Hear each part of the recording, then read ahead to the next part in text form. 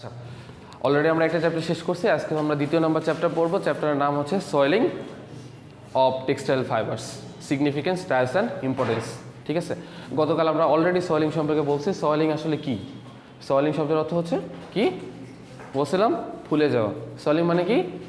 ফুলে যাওয়া। ঠিক আছে, আচ্ছা এই চ্যাপ্টারে আমরা কি কি দেখবো সেটাকে দেখে নিই। হ্যাঁ, কি কি আছে? সয়েলিং কাকে বলে সেটা সম্পর্কে আমরা জানবো। সিগনিফিকেন্ট অফ সয়েলিং, সয়েলিংটা কোন কোন কাজে লাগে সেটা আমরা দেখবো। টাইপস অফ সয়েলিং, খুবই গুরুত্বপূর্ণ একটা প্রশ্ন, পরীক্ষায় সবসময় থাকে যে টাইপস অফ সয়েলিংগুলো কী কী আসলে। তারপরে আসা হচ্ছে ইম্পর্টেন্স অফ সয়েলিং, সয়েলিংটা কোন কোন কাজে ব্যবহার করা হয়, কী কী অ্যাপ্লিকেশন, সেই জিনিসগুলো। সয়েলিং কার কার উপরে ডিপেন্ড করে। তারপর হচ্ছে মোর ওরিয়েন্টেড মিনস লেস সয়েলিং, এটা আমরা আগে দেখবো। পলিস্টারের সয়েলিং বেশি নাকি লাইলনের বেশি নাকি কটনের বেশি, এটা নিয়ে আমরা একটা আলোচনা করব।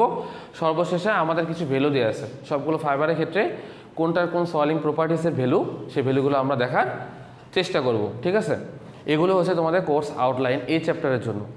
খুবই ইজি একটা চ্যাপ্টার, আমরা আজকের দিনের মধ্যে শেষ করে দিব। ওকে, এখন আসো আমরা পড়াশোনায় ফিরে যাই। হ্যাঁ, আচ্ছা এখন আসা হচ্ছে সয়েলিংটা আসলে কি। গতকাল তোমাদের ক্লাসে বলছিলাম যে সয়েলিং কি বলছিলাম বলো তো? কখন ফুলে যাবে সয়েলিং? কখন ফাইবার ফুলে যায়? যখন হচ্ছে ওয়াটার অ্যাবজর্ব করে, তাই না? কি করে? ওয়াটার অ্যাবজর্ব করে। আচ্ছা, অ্যাবজর্বেন্সি সম্পর্কে তোমার ধারণা আছে? তোমাদের একটা জিনিস মনে রাখতে হবে, অ্যাবজর্বেন্সি। হ্যাঁ, অ্যাবজর্বেন্সি টেক্সটাইলের জন্য অ্যাবজর্বেন্সি খুবই গুরুত্বপূর্ণ। টেক্সটাইলের জন্য অ্যাবজর্বেন্সি খুবই গুরুত্বপূর্ণ। ঠিক আছে, এখন কথা হলো যে কেন গুরুত্বপূর্ণ স্যার আসলে অ্যাবজর্বেন্সি? কেন গুরুত্বপূর্ণ বলো তো অ্যাবজর্বেন্সি?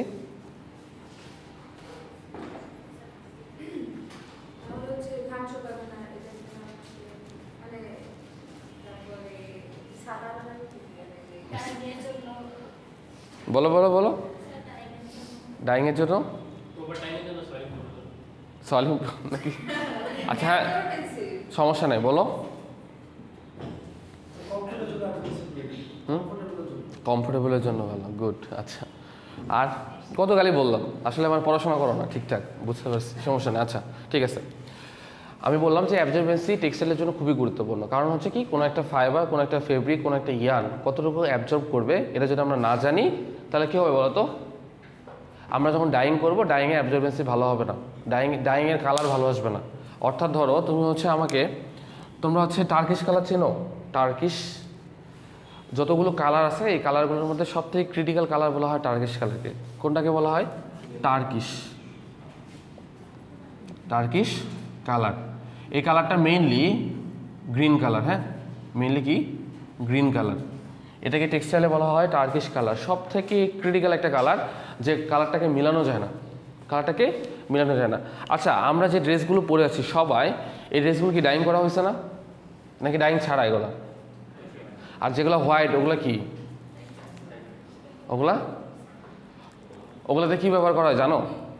তোমরা এগুলো জানো না মনে হয়। আচ্ছা, আমরা যে হোয়াইট ড্রেসগুলো পরি ওগুলোতে, এই কথা না, আমরা যে হোয়াইট ড্রেসগুলো পরি সবাই, ছেলেদের জন্য মেয়েদের জন্য, এগুলোকে বলা হয় অফ হোয়াইট। কেন বলা হয় জানো? এগুলোকে বলা হয় অফ হোয়াইট। এগুলোতে মনে রাখবা কোনো প্রকার ডাইস ইউজ করা হয় না, কোনো প্রকার না, ওগুলো হচ্ছে বলতেছি কোনো প্রকার কী করা হয় না, ডাইস ব্যবহার করা হয় না। ডাইস মানে কি বলো তো? এগুলো কালার হচ্ছে রেড, ব্লু, এগুলো বুঝছো? তাহলে আমার কথা হচ্ছে স্যার, তাহলে আমরা যা সাদা কাপড় পরি, সাদা কাপড়ে কী ব্যবহার করা হয়? রাইট, হ্যাঁ, ব্লিচ না, ব্লিচ তো করাই হয়, ওটা না। এটাতে ব্রাইটেনার ব্যবহার করা হয়, BHT, ব্রাইটেনার। সেটাকন CA ব্যবহার করা হয়। সেটাকন CA বলতেছে, সব কিছুই বলতেছে। এটা হচ্ছে যেহেতু টেক্সটাইল ইঞ্জিনিয়ার আমাদের জানতে হবে, আমরা টেক্সটাইল ফিজিক্স পড়তেছি, ফাইবার ইয়ান সব কিছু নিয়ে যেহেতু আমাদের পড়া, জানতে হবে।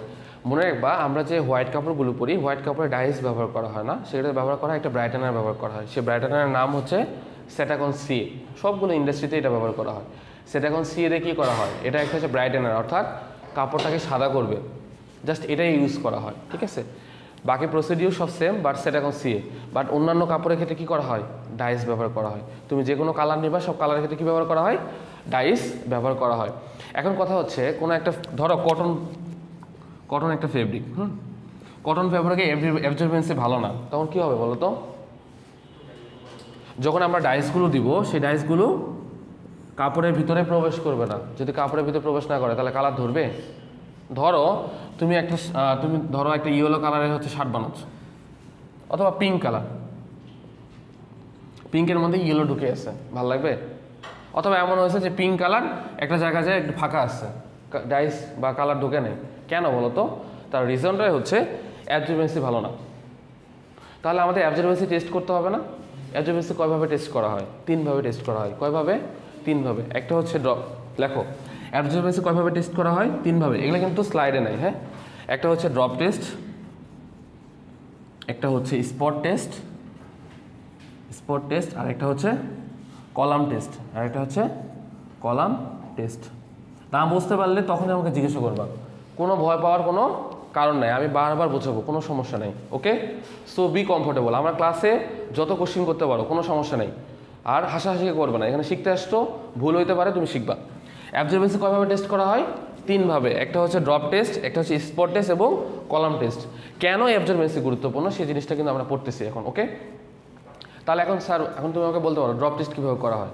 ঠিক আছে, প্রত্যেকটা ফেব্রিকে এই টেস্টগুলো করা হয়, কিন্তু বাংলাদেশে মোস্ট ইউজেবল টেস্ট হচ্ছে ড্রপ টেস্ট আর হচ্ছে স্পট টেস্ট। কী ব্যবহার করা হয়? 2টা, একটা হচ্ছে ড্রপ টেস্ট আর একটা হচ্ছে স্পট টেস্ট। কখনো কেউ জিজ্ঞাসা করলে কী বলবা? ড্রপ টেস্ট এবং স্পট টেস্ট। বাট অ্যাবজর্বেন্সি 3 ভাবে টেস্ট করা হয়, কলাম টেস্টের মাধ্যমেও টেস্ট করা হয়। এখন আসলে ড্রপ টেস্ট কীভাবে করা হয়? ওকে, তোমরা হচ্ছে দেখছো, বুলেট দেখছো না? বুলেট স্ট্যান্ড দেখছো তো, এটা থাকে। আর ওখানে কি করা হয় বলো তো? একটা কনিক্যাল ফ্লাক্স থাকে। কনিক্যাল ফ্লাক্স নিয়ে তুমি পানি নিবা, আর হচ্ছে ওই বুলেটের মধ্যে পানির ভিতরে প্রবেশ করাবা। ধরো 100 লিটার পর্যন্ত পানি দিচ্ছ, মানে বা ওই পুরাটা ভরাই ফেলছো। তারপর কি করবা? একটা কাপড় নিবা, কাপড় নিয়ে কনিক্যাল ফ্লাক্সের উপরে তুমি বসাবা, ঠিক আছে?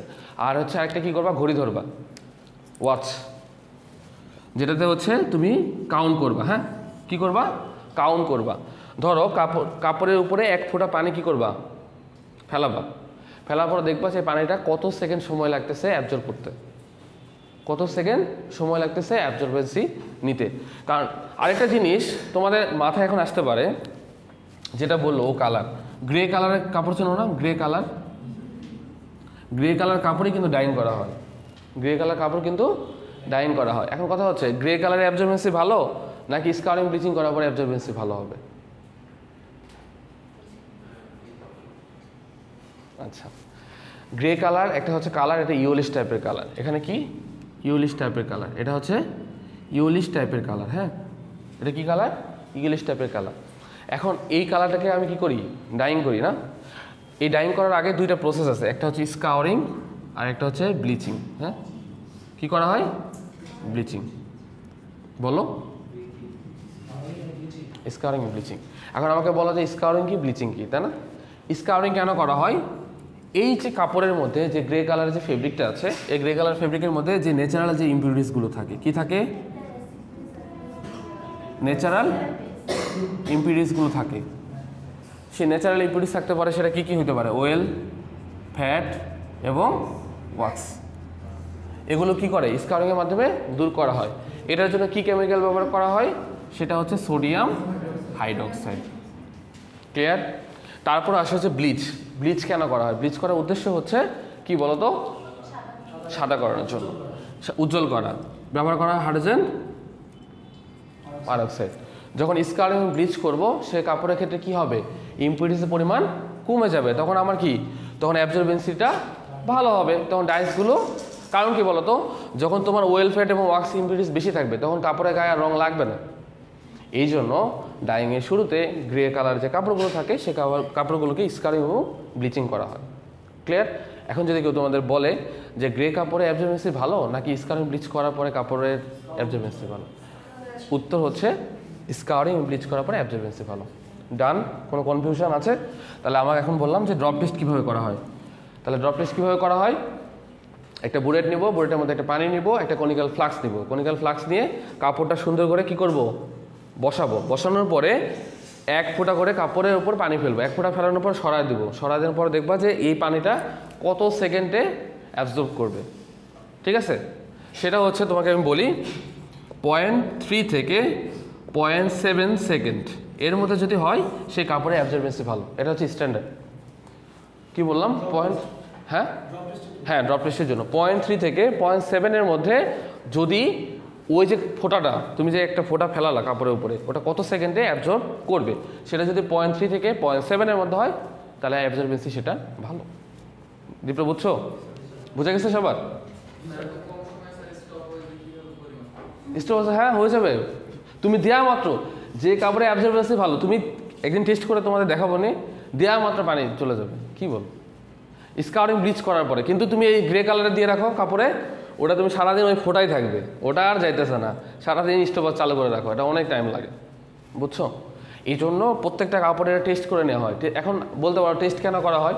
টেস্ট তো করতেই হবে, কোন কাপড়ে কতটুকু ডাইস ধরবে, এটা তো আমরা অ্যাবজর্বেন্সি যদি টেস্ট না করি তাহলে তো বুঝতে পারবো না। তোমরা যখন থিসিস প্রজেক্ট করবা এগুলো কিন্তু লাগবে, এটা একটা গুরুত্বপূর্ণ টেস্ট। ওকে, এখন আসে স্পট টেস্ট। তাহলে স্পট টেস্ট কীভাবে করা হয়? কেমিস্ট্রি পড়ে আসছো না? কেমিস্ট্রি কি পড়েছে? অনেকগুলো কেমিস্ট্রি পড়ে আসছো না? কেমিস্ট্রি 1 পড়ছো, কেমিস্ট্রি 2 পড়ছো না? তাহলে 1% সলিউশন মানে কি বলো তো? কেমিস্ট্রি 1 পড়ছো, কেমিস্ট্রি 2 পড়ছো, 1% সলিউশন কি? আশা করি এটা পড়াইছে। 1% সলিউশন বলতে কি বোঝায়?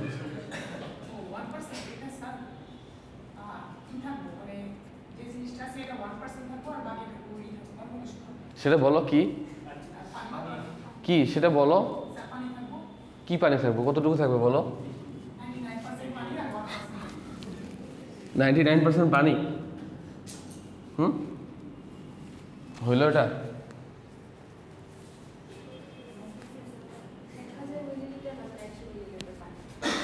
তাহলে কেমিস্ট্রি বেসিক খুব বেশি ভালো না, নাকি পড়ে আসতে মনে নেই এরকম মনে কিছু বলো? ও পড়ছো তাহলে, মানে স্যার পড়াইছে, স্যারের দোষ নাই তো না? আচ্ছা আচ্ছা, এখন আসো আমরা স্পট টেস্ট নিয়ে আলোচনা করবো। হ্যাঁ, আমরা প্রথমে যেটা করবো যে 1% সলিউশন তৈরি করে নেবো। 1% সলিউশন হতে পারে, এটা হচ্ছে ডিরেক্ট ডাইয়ের ক্ষেত্রে হতে পারে। হ্যাঁ, ডিরেক্ট ডাই। তাহলে ডিরেক্ট ডাইয়ের ক্ষেত্রে কী হবে? 99 গ্রাম ডাইস কি 1 গ্রাম অথবা 1 cc ওয়াটার। হ্যাঁ, ঠিক আছে। পড়ে আসছো এগুলা? পড়ো নাই? আচ্ছা আচ্ছা, যাও, এত বোঝার দরকার নেই। আচ্ছা, আমরা এটা দিয়ে 1% সলিউশন তৈরি করে নিলাম। ওকে, আমরা যে বুলেট নিলাম, প্রিপেড নিলাম, প্রিপেডের মধ্যে কি এই সলিউশনটা ঢুকাবো। আগে কি আগে নিচ্ছি বলো তো? শুধু আগে পানি নিচ্ছি না, এখন এই সলিউশন মানে কি এই ডাইস বা কালারটা নিব, কালারে পানি নিব। ওকে, এক কথায় কালারে পানি নিব উপরে, নেওয়ার পরে কি করব? স্টোভ চালু করব, দেন আবার কাপড়ের উপরে 1 ফোঁটা করে ফেলাবো। দেখবো যে এই কালারটা যদি কি হয়, একটা সার্কেল হয়, কালারটা যদি কি হয় একটা সার্কেল হয়, তাহলে মনে করবা এটা ইভেন, শেডটা ভালো, shade is good, shade is good. কি বললাম বলো তো? বুঝো নাই? হামিল আছে না সব করে বলো, বুঝো নাই? আচ্ছা আমি বলি, আগে যেটা ড্রপ টেস্ট করলাম সেটাতে কি করছিলাম বলো তো? একটা প্রিপেডের মধ্যে পানি নিচ্ছি, পানি নেওয়ার পর কি 1 ফোঁটা করে ফেলছি, স্টোভ চালু করছি, দেখছি যে অ্যাবজর্বেন্সি কতটুকু। ডান। স্পট টেস্টের ক্ষেত্রে কেটে হয় পানির পরিবর্তে আমরা ডাইস দিয়ে আমরা যে সলিউশন তৈরি করলাম, অর্থাৎ কালার পানি দিচ্ছি। এক কথায় কালার পানি নিলাম প্রিপেডের মধ্যে, আবার কি করলাম সেমভাবে কনিক্যাল ফ্লাস্ক নিলাম, কাপড় বসাইলাম, 1 ফোঁটা করে ফেলাইলাম। এখন দেখবো ওটা ফেলানোর পরে পানিটা তো কি হবে, অ্যাবজর্ব হয়ে যাবে না? তখন কি হবে? যদি দেখবো যে ওই পানিটা যদি এইভাবে গোলাকার আকারে যদি অ্যাবজর্ব হয়, তাহলে মনে করবো যে এই শেডটা ভালো। হ্যাঁ, কতটুকু মানে ওটা বৃত্তাকার আকারে হয়ে যাবে। আর যদি কালারটা এরকম এবড়ো থেবড়ো হয়, হ্যাঁ, বুঝবা যে অ্যাবজর্বেন্সি ভালো না। ওকে, কি বললাম? সবসময় মনে রাখবা, যদি সার্কেল আকারের মতো হয় তাহলে কি হবে? শেডটা ভালো। আর যদি এগ্রো থেগ্রো হয় তাহলে কি শেডটা ভালো না। ক্লিয়ার? বুঝে গেছে? তাহলে আমাদের কি হবে বলো তো, অ্যাবজর্বেন্সি অবশ্যই টেক্সটাইলের জন্য খুবই গুরুত্বপূর্ণ। এতটুকু বোঝা গেছে কিনা? তাহলে কেউ যদি জিজ্ঞাসা করে অ্যাবজর্বেন্সি কয়ভাবে টেস্ট করা হয়, কি কি? ড্রপ টেস্টে পানি নিয়ে টেস্ট করা হয়, আর স্পট টেস্টে কি করা হয়? 1% সলিউশন নিয়ে। এই 1% সলিউশনটা ডিরেক্ট ডায়ের হতে পারে, রিঅ্যাক্টিভ ডায়ের হতে পারে, অনেকগুলো ডাইস। যত বড় হবা ডাইস সম্পর্কে আরও জানতে পারবে। এতটুকু বেশি ক্লিয়ার হয়েছে কিনা? ওকে, এখন আসো যে সোয়েলিং কাকে বলে। হ্যাঁ, আমরা পড়ায় ফিরে আসি। কলাম টেস্ট লাগবে না তোমাদের, এই দুটোই তো কঠিন লাগছে, লাগে নাই? কলাম টেস্টের ক্ষেত্রে যেটা করতে হবে সেটা হচ্ছে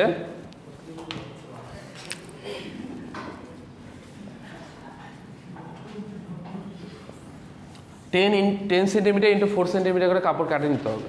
কাপড় ওটার ক্ষেত্রে কোনো সমস্যা ছিল না, যে কোনো জায়গায়। হ্যাঁ, কলাম টেস্টের ক্ষেত্রে কি কাপড় কাটে নেওয়া হয়, কেটে নেওয়ার পরে কি করা হয়, কাপড়টা আগে ভিজায় রাখতে হয়। কাপড়টা কি করতে হয়? ভিজায় রাখতে হয়। হ্যাঁ, ভিজায় রাখার পর আবার শুকানো হয়, শুকানোর পরে আবার হচ্ছে কি করা হবে, আবার নতুন করে টেস্ট করা হবে। ঠিক আছে, অনেক লং প্রসেস আর কি কলাম টেস্ট। হ্যাঁ, আরেকটু বড় হও তখন জানতে পারবা। ওয়েট প্রসেসিং 1 এবং 2 যখন পড়বা, আশা করি যারা পড়াবে তোমাদের খুব ভালো করে পড়াবে, আর না পড়ালে আমাকে বলো, আমি পড়াবো।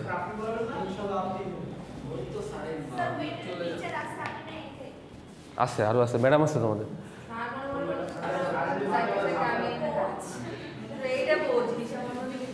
আচ্ছা, এখন দেখো কোন একটা ফাইবার যখন কি করে বলো তো, পানি অ্যাবজর্ব করে, তখন এটা ডাইমেনশনালি পরিবর্তন হয়ে যায়। কি হয়? ডাইমেনশনালি পরিবর্তন হয়। সেটা লেন্থ ওয়াইজ হতে পারে, সেটা হচ্ছে কি ভলিউম ওয়াইজ হতে পারে, ঠিক আছে, উইথ ওয়াইজ হতে পারে, এরিয়া ওয়ান অনুযায়ী হতে পারে। এই ধরনের পরিবর্তন হলে তাকে কি বলা হয়? সোয়েলিং বলা হয়। কি বলা হয়? সোয়েলিং বলা হয়। অর্থাৎ কোনো একটা ফাইবার যখন কি করে ওয়াটার অ্যাবজর্ব করে তখন এটার হচ্ছে ডাইমেনশনালি পরিবর্তন হয়। কি হয়? ডাইমেনশনালি পরিবর্তন হয়। সে পরিবর্তনটা হতে পারে লেন্থ বরাবর, সেটা হতে পারে ভলিউম বরাবর, সেটা হতে পারে উইথ বরাবর, এরিয়া বরাবর। যদি এই ধরনের পরিবর্তন হয় তখন তাকে কি বলা হয়? সোয়েলিং বলা হয়। তখন তাকে কি বলা হয়? সোয়েলিং বলা হয়। সোয়েলিং কিভাবে টেস্ট করা হয় তার একটা সূত্র আছে, দেখো কিভাবে করা হয়। দেখো, সোয়েলেন ডাইমেনশন মাইনাস হচ্ছে কি ডাই ডাইমেনশন। কি বলা হয়েছে বলো তো? ধরো সোয়েলেন dimension minus dry dimension. Die মানে কি বলো তো? ডিভাইডেড বাই কি বলো তো? ডাই ডাইমেনশন, তাই না? ইন্টু 100%। এই সূত্র কি কেউ বুঝছো? আচ্ছা, বুঝাই দিচ্ছি। সয়েলেন্ট মানে কি? পানি অ্যাবজর্ব করে না?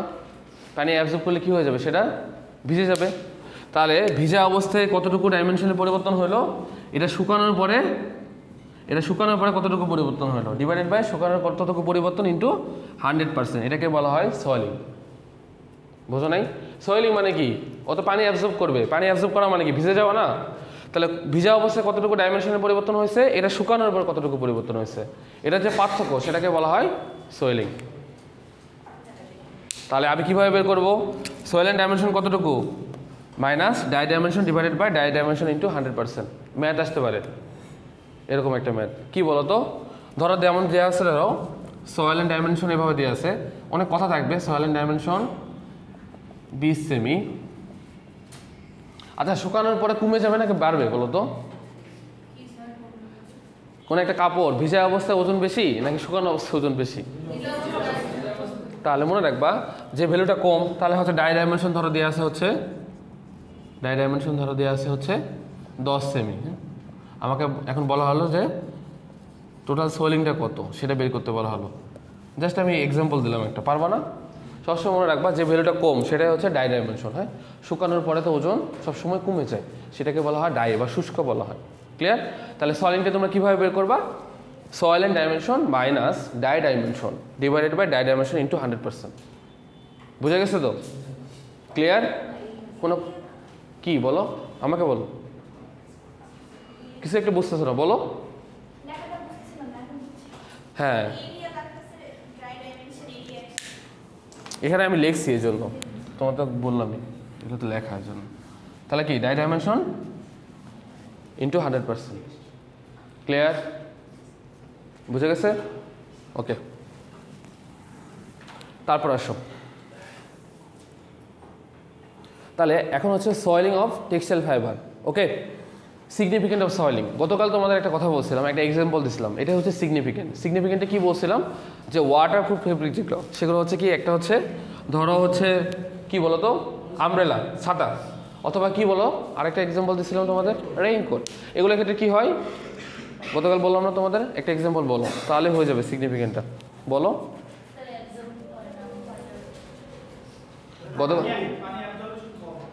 গতকাল তোমাদের বলছিলাম যেগুলো কটন কাপড়, কটন কাপড়ে পোরের পরিমাণটা অনেক বেশি থাকে। কি বলছিলাম বলো তো, যে কটন কাপড়টা, কটন কাপড়ে কি থাকে, পোরগুলো হচ্ছে বেশি থাকে, এই জন্য কটন কাপড়ে আমাদের কমফোর্টেবল অনেক বেশি, আমরা কটন কাপড়টা প্রিফার করি অনেক বেশি। কিন্তু পলিস্টারের ক্ষেত্রে যেটা হয়, পলিস্টারের ক্ষেত্রে যে পোরগুলো থাকে বাট খুবই ক্ষুদ্র আকারে থাকে, অর্থাৎ পানি গ্রহণ করে শুরুতে, বাট একটা সময় পরে কি হয়ে যায়, ব্লক হয়ে যায়। আরেকটা জিনিস দেখবা, যে স্লাইড তোমরা দেখে দেখে পড়বা। হ্যাঁ, আমি যেগুলো বলতেছি এগুলো কিন্তু স্লাইডে আছে, একটু খুব খেয়াল করে দেখো। হ্যাঁ, আমি কিন্তু স্লাইডে বাইরে কোনো কিছুই বলি না, বাট আমি স্লাইড একটু কম দেখি, বাট আমি যা বলি স্লাইডেই আছে।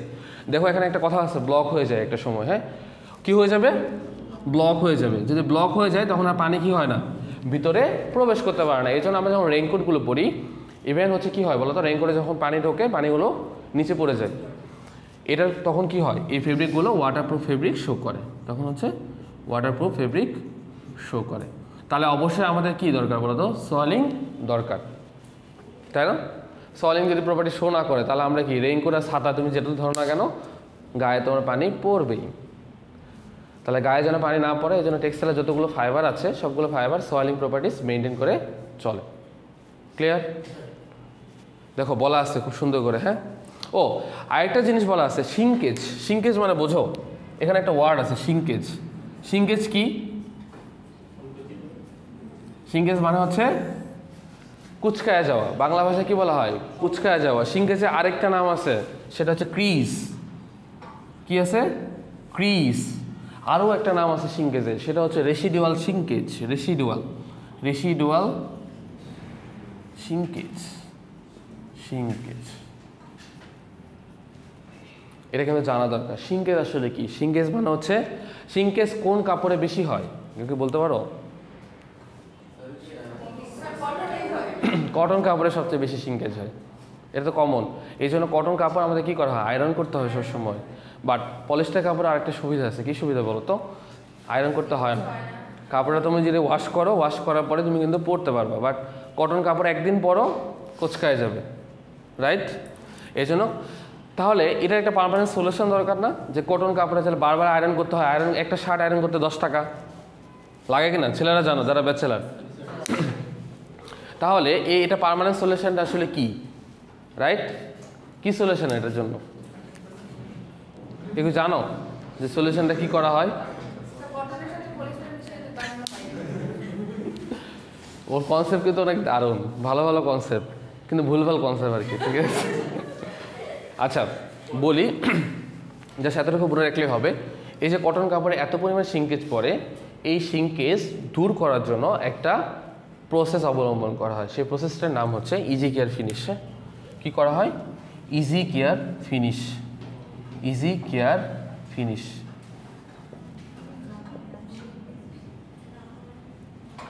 এটা একটা কেমিক্যাল প্রসেস, এটা একটা হচ্ছে কেমিক্যাল প্রসেস। এই কেমিক্যাল প্রসেস শুধুমাত্র কটন কাপড়ের ক্ষেত্রে অ্যাপ্লাই করা হয়। এটা যদি অ্যাপ্লাই করা হয় তাহলে কটন কাপড়ে শিঙ্কেজের পরিমাণ 90% কমে যায়। 10% থাকে, 90% কমে যায় মানে কি, অনেক ভালো না? ধরো আমি একটা নতুন পাঞ্জাবি কিনছি কটনে, একদিন পরছি, পরের দিন আবার একটা প্রোগ্রাম আছে পরে যাব, দেখতেছি যে কুচকাই আছে, আরে এটা কীভাবে পরবো, রাইট? এরকম হয় না? এখন ধরো এটা যদি পার্মানেন্ট সলিউশন এমন হয় যে ইজি কেয়ার ফিনিশের মাধ্যমে যদি আমরা ফিনিশিং করি, তাহলে এই কটন কাপড়ের যে শিঙ্কেজটা আছে, এই শিঙ্কেজের পরিমাণটা কমে যাবে। ক্লিয়ার? এটা একটা ফ্যাক্ট। ওকে, তাহলে এখন তোমরা বলতে পারবে না যে সয়েলিংয়ের সিগনিফিকেন্ট কেন? সয়েলিং যদি সিগনিফিকেন্ট হচ্ছে এটাই, যে যদি আমরা সয়েলিং প্রপার্টিস ভালো হয় তাহলে কি হবে বলো তো, সেটা ওয়াটারপ্রুফ ফেব্রিক শো করবে। শো করলে কি হবে, যেমন আমব্রেলা, তারপরে রেইনকোট, এগুলো আমরা পরিধান করতে পারবো, পানির ভিতরে প্রবেশ করতে পারবে না। তাহলে অবশ্যই এটার গুরুত্বপূর্ণ। ক্লিয়ার? বাকিটা স্লাইডে দেখে নিও। ওকে,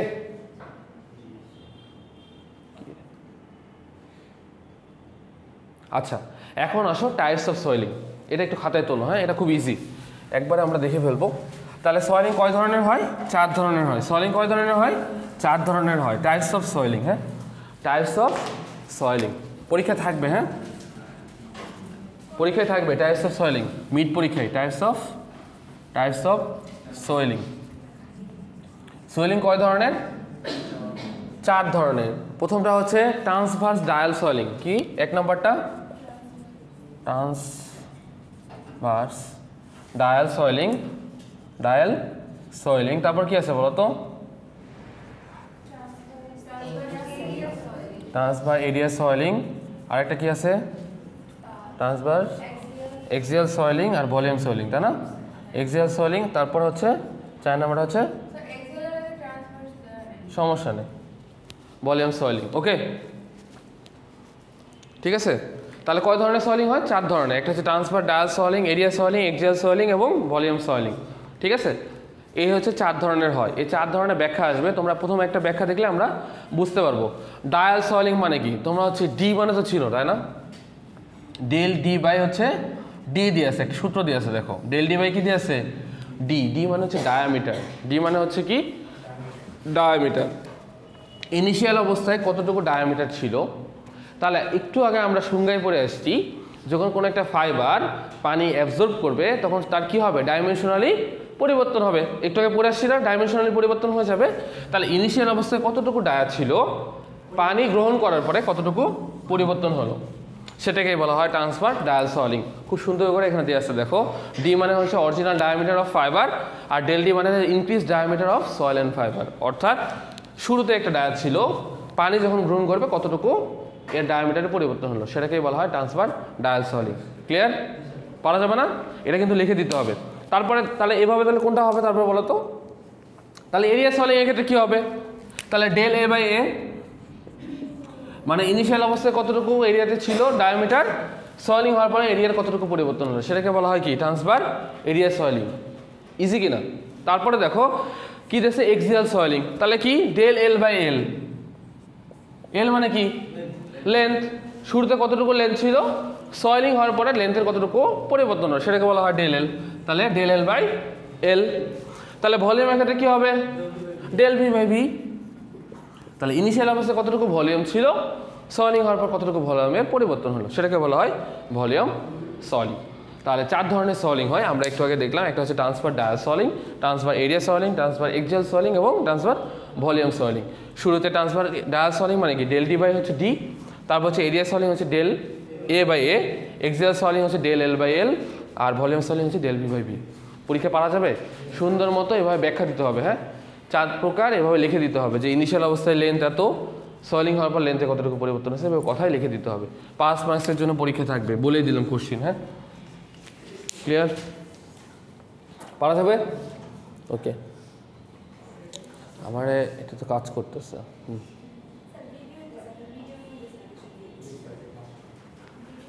কোনো সমস্যা নেই। ইম্পর্টেন্স অফ সয়েলিং, ইম্পর্টেন্স অফ সয়েলিং সব কিছু পড়ার অংশ। ওকে, ট্রান্সফার অফ ইম্পর্টেন্স অফ সয়েলিং, এটা হয়েছে? আচ্ছা, কেউ একজন বলো তো কি কি দেখি, কি পড়াইলাম, মিশাই দিচ্ছি, একজন বলো। জহুরুল বলো।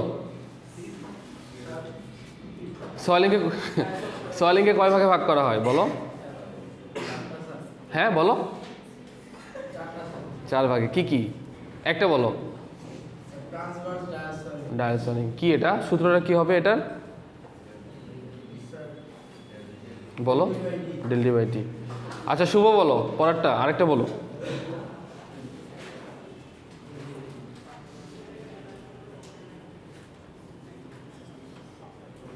আচ্ছা, তাসনিম বলো। এরিয়া সয়েলিং কিভাবে বের করবো আমরা? ওকে, দীপ্র বলো একটা। কি কি? এল। আচ্ছা, পায়েল বলো একটা। ক্লিয়ার? পরীক্ষা কিন্তু থাকবে, ভালোভাবে লেখো। এখন আসে ইম্পর্টেন্স অফ সয়েলিং, খুবই গুরুত্বপূর্ণ এটাও, হ্যাঁ। ইম্পর্টেন্স অফ সয়েলিং পড়া কি বোরিং লাগতেছে? আজকে আমরা শেষ করব, খুবই ইজি চ্যাপ্টার, হ্যাঁ। Importance of swelling. এখন দেখো কি কি সয়েলিংয়ের কি কি ইম্পর্টেন্স। হ্যাঁ, অলরেডি একটা পেয়ে গেছে, আমরা এরকমই আছে, আমরা দেখি ইম্পর্টেন্স অফ সয়েলিং। দেখো প্রথম এক নম্বরটা কি বলা আছে, দেখো improve the absorption of capabilities of dyes and chemical. একটু আগে আমি তোমাদের বলছি যে অ্যাবজর্বেন্সি যদি ভালো হয় তাহলে ডাইস কেমিক্যাল ধারণ ক্ষমতা কি হবে, ভালো হবে, এটা একটা গুরুত্বপূর্ণ দিক। নাম্বার 2 বলা হয়েছে ইট হ্যাজ টেকনিক, আচ্ছা ডাইমেনশনাল স্টেবিলিটি, ডাইমেনশনাল কি হবে, স্টেবিলিটি। আচ্ছা এখন আসো ডাইমেনশনাল স্টেবিলিটি দরকার কিনা, এটা খুব জানা দরকার। ডাইমেনশনাল স্টেবিলিটি কি বলো তো, মেয়েরা ভালো পারার কথা, ডাইমেনশনাল স্টেবিলিটি বলো, ছেলেরাও পারার কথা। ডাইমেনশনাল স্টেবিলিটি কি আসলে, এনিওয়ান? আচ্ছা আচ্ছা আমি বলি।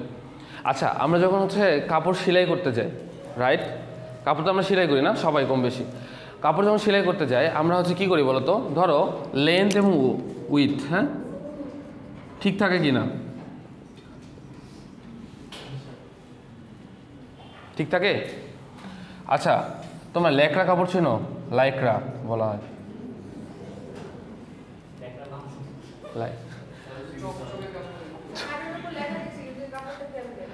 ল্যাকড়া কাপড়ের একটা বৈশিষ্ট্য হচ্ছে, ল্যাকড়া কাপড়ের একটা অন্যতম খারাপ দিক হচ্ছে কাপড় হচ্ছে কি, মানুষ বলে না যে ধরো কোনো একটা জুতা কিনতে গেলা, তোমার হচ্ছে 42 সাইজে তোমার পা, হ্যাঁ তোমাকে বললো যে হ্যাঁ পরছো, তোমার প্রথমে একটু টাইট টাইট লাগতেছে, পরে বলছে হ্যাঁ কয়েকদিন পরে লুজ হয়ে যাবে। যেটা হয় ল্যাকড়া কাপড়ের বৈশিষ্ট্য হচ্ছে এই কাপড়টা হচ্ছে কি স্টেবিলিটি ঠিক থাকে না, উপর দিকে উঠে যায়। ধরো রাবারের মতো, রাবার কি করলা টানলা আবার পূর্বাবস্থায় ফিরে যায় না, ল্যাকড়া কাপড় ওরকম মানে উপরের দিকে উঠতে থাকে, এই কাপড়ের ডাইমেনশন স্টেবিলিটি ঠিক থাকে না। ধরো কোনো একটা কাপড় পরছো, তোমার লাগে হচ্ছে এক্সেল, হ্যাঁ তুমি কি এল দিয়ে তোমার হবে, শর্ট শর্ট মনে হবে না? তেমনি ল্যাকড়া কাপড় যখন পরা হয় তখন কাপড়টা শর্ট হবে, মানে লেন্থ এবং উইথ কমে যায়। তো ডাইমেনশন স্টেবিলিটি, হ্যাঁ হ্যাঁ ধোয়ার পরেও কমে যায়, এমনিও কমে যায় না, এত কমে না। ল্যাকড়া কাপড় এমনি উপরের দিকে ওঠে, তোমাদের দেখাবো না ল্যাকড়া কাপড়, হ্যাঁ। আচ্ছা তাহলে ডাইমেনশন স্টেবিলিটি দরকার কিনা, ধরো কোনো একটা কাপড় পরছো, দেখো যে কাপড় শর্ট শর্ট, তখন বলবো না কি রে কি কাপড় পরছি শর্ট লাগতেছে, ভালো লাগতেছে না, এই না আমরা বলি না, এটাতে আসতেছি। এখন দেখো ডাইমেনশনাল স্টেবিলিটি খুবই গুরুত্বপূর্ণ, ডাইমেনশনাল স্টেবিলিটি খুবই গুরুত্বপূর্ণ। কারণ কি বলতো, তুমি যে ড্রেসটা পরবা সেটা লেন্থ এবং উইথ যেন ঠিকঠাক থাকে। এখন যেটা করা হয়, ধরো একটা কাপড় বানাতে গেছি আমি, কাপড় বানানোর পরে দেখো যে কোনো একটা জায়গা ধরো কি আছে, ধরো ছিদ্র আছে, ওই কাপড়টাকে সেলাই করা যাবে ওই জায়গা, তাহলে ওই জায়গায় আমার কাপড়টা শর্ট পড়ে গেল না। এই জন্য যেটা করা হয় সবসময় অ্যালাউন্স দেওয়া হয়। কি দেওয়া হয়? অ্যালাউন্স। অ্যালাউন্স মিনস হচ্ছে ধরো তোমার লাগবে হচ্ছে 32 ইঞ্চি কাপড়, এটার সাথে 2 ইঞ্চি যুক্ত করে দেওয়া হয়, 2 ইঞ্চি যুক্ত করে দেয়। কারণ কি বলো তো, ধরো 32 ইঞ্চি কাপড়ের মধ্যে কোনো একটা জায়গায় ফল্ট আছে, তোমার ওই কাপড়টা তো নষ্ট হয়ে গেল, তাহলে আমি কাপড় কি বানাবো না, তোমার শার্ট কি আমি বানাবো না, তোমার কি প্যান্ট বানাবো না? এই জন্য সবসময় 2 ইঞ্চি কাপড়টা বাড়ায় নেওয়া হয় যেন কাপড়টা শর্ট না পড়ে, ঠিক আছে?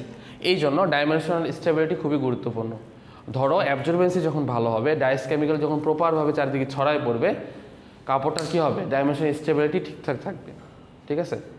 বোঝা গেছে? এই জন্য যেটা করা হয়, টেক্সটাইলে একটা ভাষা আছে, সেটা হচ্ছে SMV।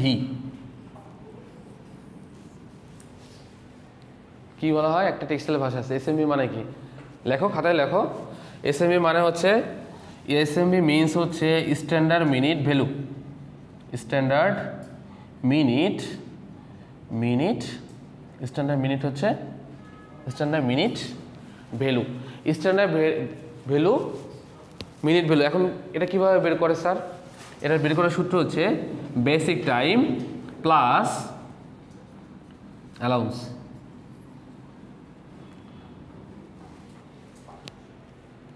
বুঝছো?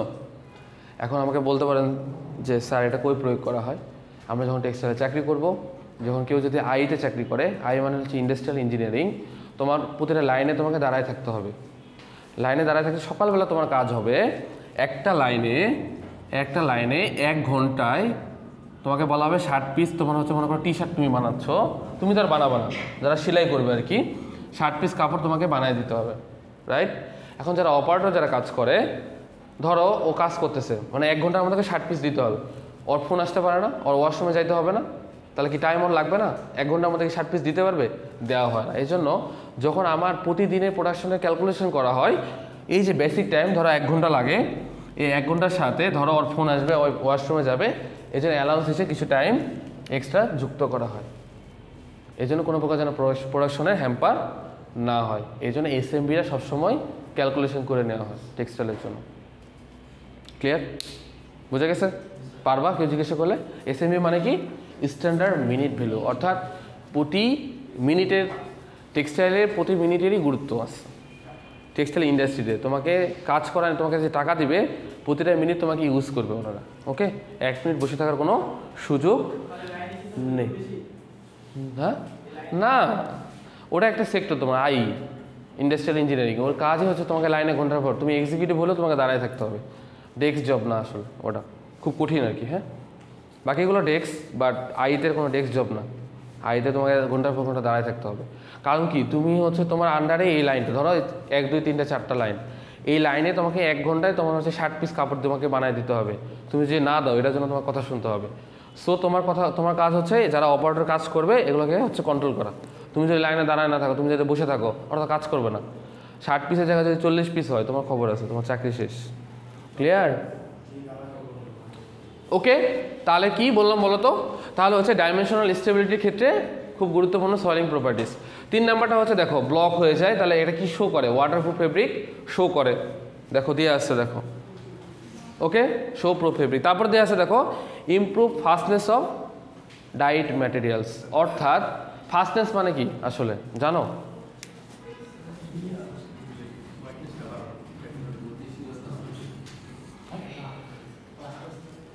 ফাস্টনেস মিনস হচ্ছে কোনো একটা কাপড়ে ধরো লাল কালার আছে, কাপড়টা যখন ধোবা দেখবে যে এখনকার ম্যাক্সিমাম কাপড় কি হয়, রং মং উঠে সব শেষ। যেমন এবার আমি একটা পাঞ্জাবি যে কিনলাম ঈদে সাফির থেকে, পাঞ্জাবিটার মডেলে কি হয়েছে, আমার আম্মু হচ্ছে মানে ওয়াশ করতে গেছে, আমার প্যান্টও ছিল, প্যান্টের সব দাগটা ভরে গেছে পাঞ্জাবি সবুজ কালারে। সেটাই, এখন আমি বলি এর রিজনটা কি আসলে। এটা হচ্ছে ফাস্টনেস প্রপার্টিস, অর্থাৎ তুমি যে কালার ফাস্টনেস প্রপার্টিস ভালো হয়, ভালো মানে কি, মানে যে কালারটা থাকবে ওয়াশ করার পর কালারটা উঠবে না, কালারটা উঠবে না।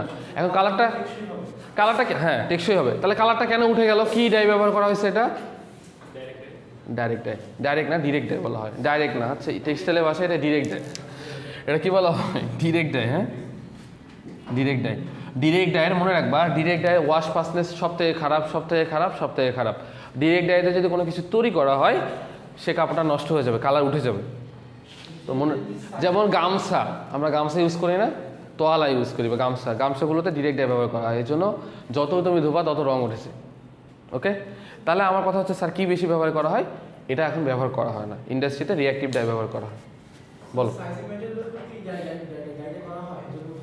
হ্যাঁ, এখন যেটা ব্যবহার করা সেটা রিঅ্যাক্টিভ ডাই। রিঅ্যাক্টিভ ডাই অনেক শক্তিশালী। হ্যাঁ, যাক ওইদিকে যাবো না। তাহলে কি হবে বলো তো? সয়েলিং প্রপার্টিস কি কিসের ক্ষেত্রে গুরুত্বপূর্ণ ভূমিকা রাখে? ফাস্টনেসের জন্য ভূমিকা রাখে। তারপর আসো স্ট্যাটিক ইলেকট্রিসিটি রিডিউস, এটা একটা টার্ম। স্ট্যাটিক ইলেকট্রিসিটি সম্পর্কে কার ধারণা আছে? একটা সম্পর্কে ধারণা নাই, আল্লাহ কই যায়। স্ট্যাটিক ইলেকট্রিসিটি কি বলো? মেয়েরা যে চুল সারাদিন যে চুল আশ্রাও, এক্সাম্পল পড়ে আসা নাই ফিজিক্সে, মাঝে মাঝে চুলে আটকে ধরে না, ওই যে মানে পড়ে আসছো না যে ছোট ছোট। হ্যাঁ হ্যাঁ, স্ট্যাটিক ইলেকট্রিসিটি মানে কি? স্থির তড়িৎ। আরে তোমাদের কই যায়, আমি তো স্ট্যাটিক ইলেকট্রিসিটি মিনস হচ্ছে স্থির বিদ্যুৎ। এটা কোথায় অনুভব হয় বলো তো? এই ছোটো ছোটো কাগজের টুকরা যখন তুমি চিরুনি দেবে কোনো কিছুতে তুলতে যাবা, তখন দেখবা যে খুব সামান্য পরিমাণে আটকায় গেছে, এটা হচ্ছে স্থির তড়িৎ। এখন স্ট্যাটিক ইলেকট্রিসিটি কী করে বলো তো? রিডিউস করে। টেক্সটাইলের জন্য আসলে রিডিউস করা ভালো নাকি বেশি হওয়া ভালো? আচ্ছা, রিডিউস হওয়ার পক্ষে কারা কারা আর রিডিউস না হওয়ার পক্ষে কারা কারা? রিডিউস হওয়ার পক্ষে কারা কারা? সব করাতে ব্যাখ্যা শুনবো কেন। আর রিডিউস হওয়ার না হওয়ার পক্ষে কারা কারা? ওর কনসেপ্ট ভালো। আচ্ছা আমি বলি, অ্যান্সারটা হচ্ছে রিডিউস হওয়া ভালো। টেক্সটাইলে স্ট্যাটিক ইলেকট্রিসিটি রিডিউস করতে হবে। কেন করতে হবে বলো তো? নট অনলি আগুন ধরা, কারণ স্ট্যাটিক ইলেকট্রিসিটি সবসময় ফ্রিকশনের সৃষ্টি করে। কি করে? ফ্রিকশন। তোমাদের শুরু দিন বলছে না, যত ফ্রিকশন বেশি হবে সুতা ছিঁড়ে যাওয়ার সম্ভাবনা তত বেশি। এই জন্য টেক্সটাইলে সবসময় কি করতে হবে? স্ট্যাটিক ইলেকট্রিসিটিটা কমাইতে হবে। ক্লিয়ার? মনে রাখবা স্ট্যাটিক ইলেকট্রিসিটির সাথে ফ্রিকশনের সম্পর্ক, এটা যদি বাড়ে ফ্রিকশনের পরিমাণ বাড়বে, তাহলে তোমার সুতার থেকে শুরু করে কাপড় থেকে শুরু করে সব কিছু কী হবে? ছিঁড়ে যাবে। ওকে, তাহলে কমাইতে হবে। হ্যাঁ, এটাই তুমি কথা ঠিকই বলছো এবার। ওকে, তাহলে এখন বলো তো, তাহলে কি ইম্পর্টেন্স অফ সয়েলিংয়ের ক্ষেত্রে কী কী আমরা পাইলাম? Number one, absorbency. Number one কি? অ্যাবজর্বেন্সি অনেক বেশি হবে। ডাইস কেমিক্যালের ফাস্টনেস প্রপার্টিস অনেক ভালো হবে। এটা হচ্ছে ওয়াটারপ্রুফ ফেব্রিক শো করবে। তারপর কি করে? স্ট্যাটিক ইলেকট্রিসিটি কমায় দেয়। পারা যাবে এগুলো? পারবো আমরা? শিওর? এটা কিন্তু পরীক্ষা থাকবে। হ্যাঁ, তারপরে আসো। আচ্ছা, এটা পরে শেষ করে দেবো, এটা পরে শেষ করবো, আরেকদিন আমরা নিব আর কি। হ্যাঁ, রেট অফ সয়েলিং ডিপেন্ড অন, এটা পরে আমরা শেষ করে দেবো। হ্যাঁ, আচ্ছা তাহলে আজকে এই পর্যন্তই। ওকে, হ্যাঁ, ভিডিও অফ করে দাও।